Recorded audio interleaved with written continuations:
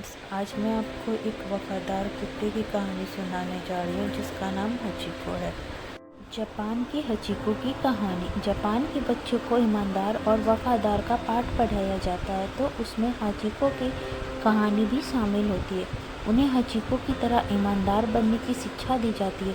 कुछ लोगों का ये भी मानना है कि हचिको जापान के लोगों की ही छवि है। एक बार वो किसी के प्रति अपना सब कुछ सौंप देते हैं, फिर वो पीछे नहीं हटते हैं। क्या जानवर किसी इंसान से इतनी गहरी मोहब्बत कर सकता है? जवाब है हचिको सिर्फ एक पालतू कुत्ता नहीं था, इससे कहीं ज़्यादा था।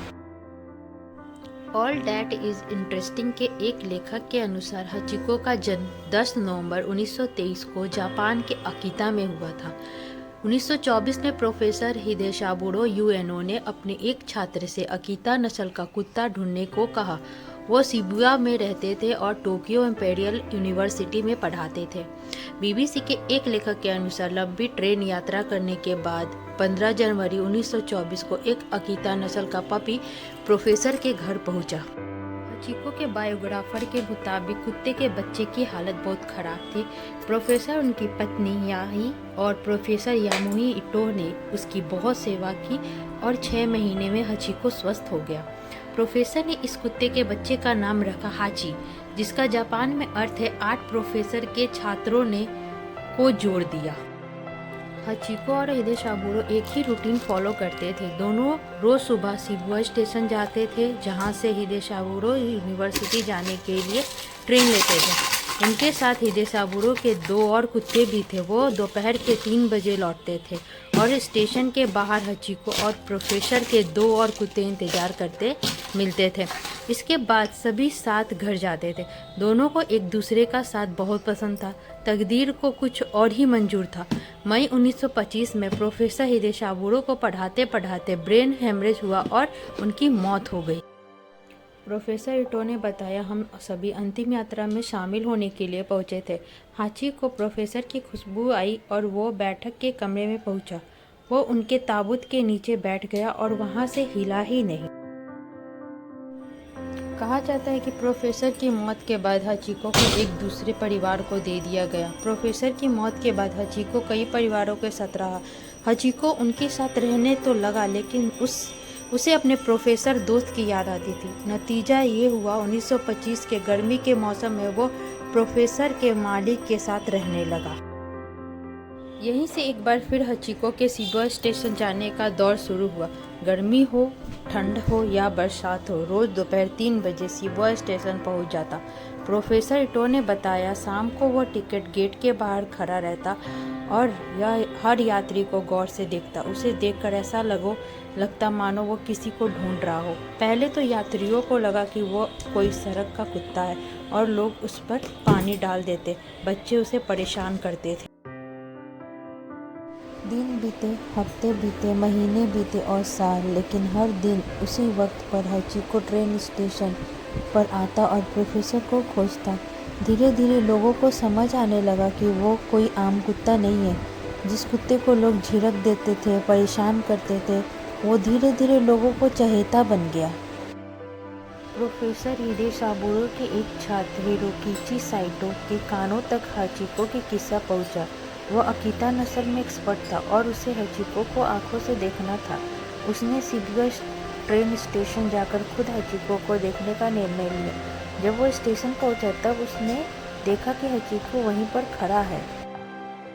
उसने हचिको का पीछा किया और प्रोफेसर हिदेशाबुरो की मालिक कुजाबोरो कोबयाशी के घर पहुंचा। कोबयाशी ने हाचिको की पूरी कहानी बताई। साइटो को हाचिको की कहानी इतनी दिलचस्प लगी कि वो हाचिको की वफादारी पर आर्टिकल्स लिखने लगा।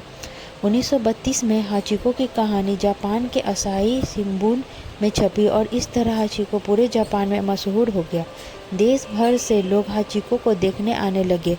वफादारी का प्रतीक और गुड लक चार्म बन गया।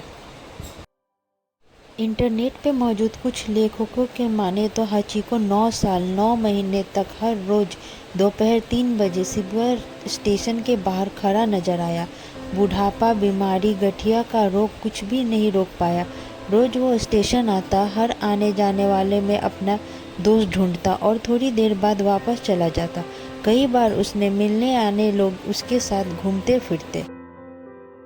हाचिको ने 8 मार्च 1935 को शिबुया की सड़क पर प्राण त्याग दिए, लेकिन ये उसकी कहानी का अंत नहीं था। 11 साल के हाचिको की मौत कैसे हुई इसकी वजह पता नहीं चल पाई थी। 2011 में साइंटिस्ट ने कहा कि उसकी मौत फिलेरिया इन्फेक्शन और कैंसर से हुई। हाचिको की मौत ने हजारों लोगों की आंखों को नम की। उसके अंतिम संस्कार के बाद उसकी अस्थियों को प्रोफेसर हिदेशाबुरी के पास ही रखा गया। मौत के बाद हाचिको की छाल को प्रिजर्व करके national museum of nature and science Tokyo में रखा गया। हाचिको से लोग इतने जुड़ गए थे, उनसे इतना प्यार करने लगे थे कि लोगों ने उसकी मूर्ति बनवाने का निर्णय लिया। पैसे इकट्ठे करके उसकी एक प्रतिमा वहीं खड़ी की गई जिस जगह पर खड़े होकर वो अपने मालिक का इंतजार करता था। गौरतलब है कि कुछ साल बाद ही जापान पर दूसरे विश्व युद्ध की मार पड़ी। हाचिको की मूर्ति भी नष्ट हो गई। 1948 में द्वितीय विश्व युद्ध खत्म होने के बाद शिबुया स्टेशन के बाहर फिर से हाचिको की मूर्ति लगाई गई। आज भी वह मूर्ति स्टेशन के बाहर लगी है। 2004 में ओडेट में अकीता डॉग म्यूजियम के बाहर भी हाचिको की मूर्ति लगाई गई। कहते हैं हाचिको यहीं से था। 2015 में यूनिवर्सिटी ऑफ टोक्यो में फैकल्टी ऑफ एग्रीकल्चर में भी हाचिको की मूर्ति लगाई। हाचिको की कहानी से प्रेरित होकर कई कविताएं, कहानियां और बच्चों के लिए किताबें लिखी गई। 1987 में हाचिको की कहानी पर आधारित फिल्म हाचिको मोनोगाटरी बनाई गई। 2009 में बॉलीवुड ने भी उस पर फिल्म बनाई, हाची अ डॉग्स टेल। इस फिल्म में दुनिया भर के डॉग लवर्स पर गहरी छाप छोड़ी। कुछ डॉग लवर्स तो ये फिल्म दोबारा देखने से कतराते हैं क्योंकि भावनाओं का महासागर है ये फिल्म। जहां इस फिल्म की शूटिंग हुई रोड आइलैंड, वहां भी हाची की एक मूर्ति लगाई गई। शिबुया स्टेशन के बाहर आज भी हर साल 8 अप्रैल को हाचिको की याद में समारोह का आयोजन किया जाता है। उसकी मूर्ति को स्कार्फ और टोपी से सजाया जाता है।